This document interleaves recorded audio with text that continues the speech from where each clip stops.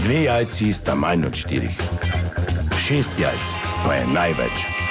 To ti reporter Milan. Od krivice do resnice.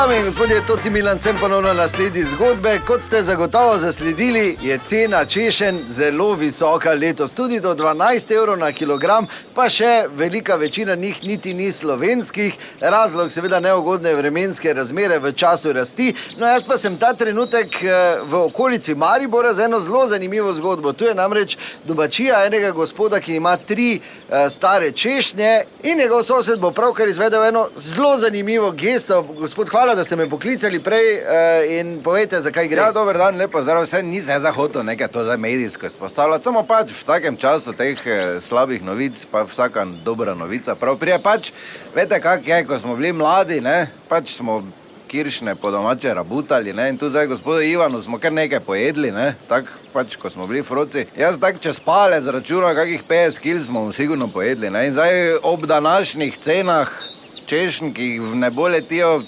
bi mu jaz danes predal 600 evrov, ne? Ker zdaj recimo v penziji mu bo prav prišlo. Ja, kar izvolite. Tako da, gospod Ivan! Ja, kaj se dereš? Mladi pes Glinškov, ki imaš fotra? Kaj ne pustite fotra? Ne pustite fotra! Dvojne platine od Fičeka, Fergazer pa Šajter, ko me je dužen. Huba kradljiva. Kaj bi rad? Čujte, gospod Ivan, vete tako, ko smo bili mladi, ne, smo vam parkrat porabutali to te vaše kiršne, pa to jaz sem zdaj ocenil, okoli 50 kil smo vam pojedli, te pa... Kaj 50 kil?